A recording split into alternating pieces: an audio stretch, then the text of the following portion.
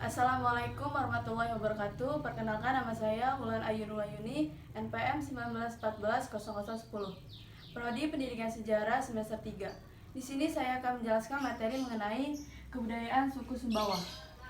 Untuk memenuhi mata kuliah Sejarah Kebudayaan Indonesia yang diampu oleh Ibu Yustiani SPD MPD. Sebelum masuk ke kebudayaannya, saya menjelaskan sedikit tentang suku Sumbawa. Suku Sumbawa adalah suku bangsa yang mendiami wilayah barat dan tengah Pulau Sumbawa, meliputi Kabupaten Sumbawa dan Sumbawa Besar. Masyarakat Sumbawa menyebut diri mereka sebagai Tau Sumbawa dan menggunakan bahasa Sumbawa. Sebagian besar masyarakat Sumbawa yaitu beragama Islam. Pada masa lalu, suku Sumbawa membangun sebuah kerajaan yang kemudian digantikan oleh Kesultanan Sumbawa, yang kemudian lagi dibubarkan oleh pemerintah pusat dan dibentukkan pemerintah daerah tingkat 2 Kabupaten Sumbawa pada tanggal 22 Januari 1959. Suku Sumbawa selama beberapa abad ini mengalami percampuran ke beberapa etnis. Etnis tersebut seperti etnis Jawa, Sumatera, Kalimantan, Sulawesi, Cina, serta Arab. Sebagian besar masyarakat Sumbawa yang telah bercampur dengan etnis pendatang biasanya bermukim di dataran rendah dan daerah-daerah pesisir. Dan suku Sumbawa suku Sumbawa asli sudah mendiami wilayah dataran tinggi pegunungan seperti Lawen, Labangkar, dan Tepal. Yang selanjutnya yaitu rumah adat suku Sumbawa. Rumah adat suku Sumbawa terbagi menjadi 3, yaitu rumah adat dalam loka, rumah adat balai pekat, dan rumah adat balai panggung. Di sini saya akan menjelaskan yang pertama yaitu rumah adat dalam loka. Rumah adat dalam loka sering disebut sebagai Istana Sumbawa karena merupakan kediaman Raja Sumbawa terdahulu. Dalam bahasa adat dan loka berarti istana. Jika digabungkan memiliki makna yaitu pusat peradaban dan pemerintahan. Filosofinya ada berarti kosyara, ko berarti kitabullah, yaitu semua aturan adat istiadat beserta sendi-sendi kehidupan harus bersemangatkan pada syariat Islam. Rumah adat dalam loka dibangun pertama kali oleh Sultan Mahmud Jalaluddin III pada tahun 1885. Rumah ini berbentuk rumah panggung dan memiliki 99 tiang pondasi yang memiliki makna yaitu 99 sifat Allah atau Asmaul Husna. Yang kedua yaitu rumah adat balai pekat. Di sebelah selatan rumah adat dalam loka, tepatnya di Kabupaten Pekat, Sumbawa Besar, terdapat rumah adat balai pekat. Rumah ini dibangun untuk tempat tinggal Kesultanan Sumbawa, yaitu Abdul Majid Daeng Mututu, Perdana Menteri Kesultanan Sumbawa yang memiliki gelar Datu Rangga. Rumah ini tidaklah lebih besar dari rumah adat dalam loka, tetapi memiliki bagian yang sama dengannya. Rumah ini masih ada dan terawat dengan baik. Yang terakhir yaitu rumah adat balai panggung. Balai berarti rumah biasa. Rumah ini dikhususkan untuk tempat tinggal masyarakat dan prajurit kesultanan. Rumah ini tidak lebih besar dari rumah adat dalam loka dan rumah adat balai pekat, karena dari status sosial kepemilikannya pun sudah berbeda. Rumah ini terbuat dari kayu yang mudah didapatkan di daerah Sumbawa, yaitu kayu maja dan kayu bilah. Yang selanjutnya yaitu pakaian adat suku Sumbawa. Suku Sumbawa memiliki pakaian adat yang terbagi menjadi 2, yaitu pakaian adat pria dan pakaian adat wanita. Untuk pakaian adat wanita, baju ini disebut dengan baju lamung, yaitu baju lengan pendek yang diberi hiasan sulaman benang emas berbentuk bunga.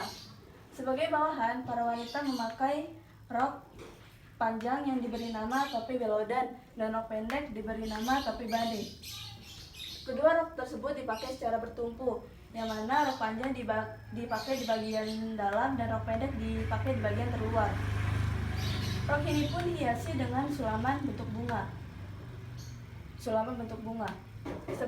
Sehingga nampak feminin seperti terlihat pada gambar tersebut. Para wanita juga memakai aksesoris seperti kalung, gelang, sapu tangan, penutup kepala. Ini diberi nama dengan kembang goyang. Dan selanjutnya yaitu pakaian adat pria. Pakaian ini diberi nama baju gadu, yaitu baju lengan panjang berwarna hitam yang diberi hiasan sulaman bentuk bunga juga. Sebagai tambahan, para pria memakai kain simbangan yang dikenakan secara menjulang di bahu sini.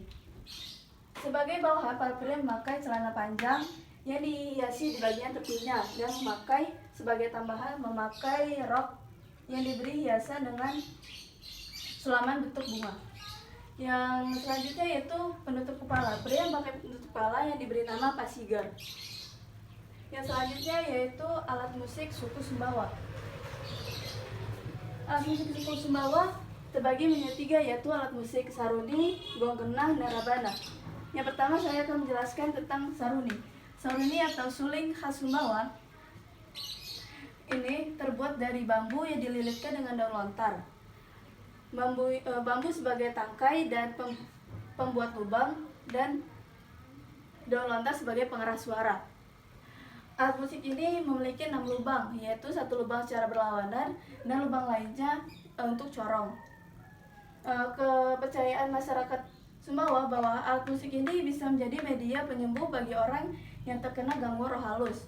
Orang yang sakit tersebut diasapi dengan kemenyan, lalu dimainkan alat musik ini di depan orang yang sakit tersebut. Yang kedua yaitu gonggenang. Gonggenang merupakan alat musik yang selalu ada di setiap acara adat. Karena gonggenang merupakan alat musik yang selalu digunakan.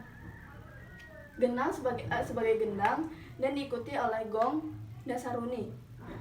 Gonggenang ini digunakan untuk acara sunatan dan pernikahan. Gonggenang juga dimainkan setiap malam, bertujuan untuk menghibur masyarakat dan menghibur masyarakat untuk bergabung di acara adat tersebut. Yang ketiga yaitu rabana. Di Sumbawa terdapat 2 rebana, yaitu rebana ode atau rebana kecil yang terbuat dari kayu dan kulit kambing, dan rebana rea atau rebana besar yang terbuat dari kayu dan kulit kerbau. Rebana ini untuk mengiringi ratib. Biasanya disebut dengan ratib rebana ode. Ratib ini yaitu bait-bait lagu yang bertemakan Islam. Ratib rebana ode adalah digunakan biasanya untuk pernikahan dan sunatan. Tujuannya untuk menghibur masyarakat dan biasanya juga digunakan untuk menyambut tamu-tamu dari luar daerah. Yang selanjutnya itu tarian adat Sumbawa. Tradisi tari sudah ada sejak lama di tanah Sumbawa.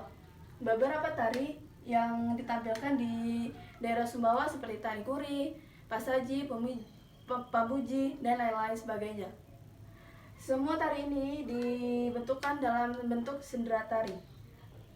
Suku Sumbawa memiliki gerakan seperti tanak sempah, redat, jemah, panguntan, serta gerakan yang terdapat pada permainan adat suku Sumbawa, dan juga gerakan tarian tradisional petani sawah. Para pencipta tari dan para penari apabila diundang untuk menari, mereka mengungkapkan sebuah kekuatan dan keindahannya secara mendalam. Yang selanjutnya yaitu makanan khas suku Sumbawa. Makanan khas suku Sumbawa terdapat 5, yaitu singgang, sepat, gecok, ayam bakar taliwang, dan manjaril. Yang pertama yaitu singgang.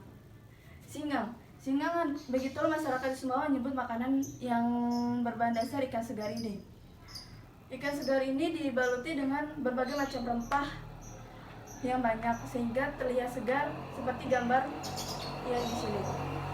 Kuah yang berwarna kekuningan dan warna hijau daun kemangi, ditambah lagi warna merah cabai rawit, sangat menggugah selera.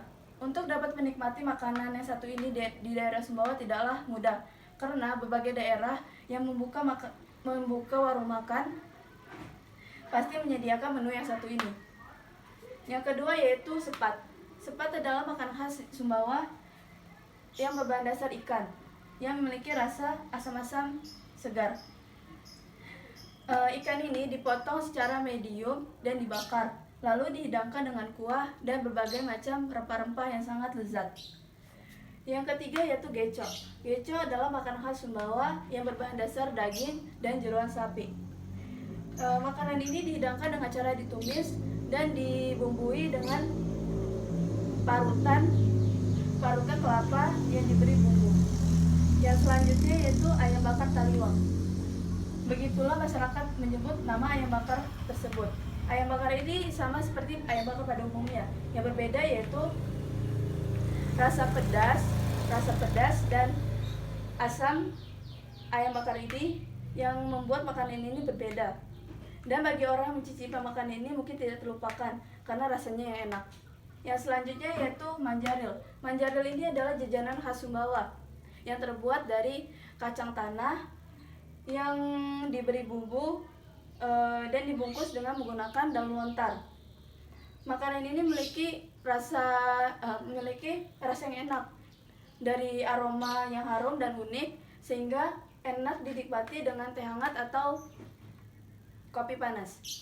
Baik, dari semua ini dapat saya simpulkan bahwa kebudayaan suku Sumbawa ini sangatlah bagus bagi kita generasi muda untuk tidak melupakan kebudayaan yang ada di daerah kita, karena kemajuan zaman cepatlah mudah, karena bisa saja anak muda melupakan kebudayaan yang ada di daerahnya, sehingga kita sebagai generasi muda untuk tidak melupakan kebudayaan yang ada di daerah kita.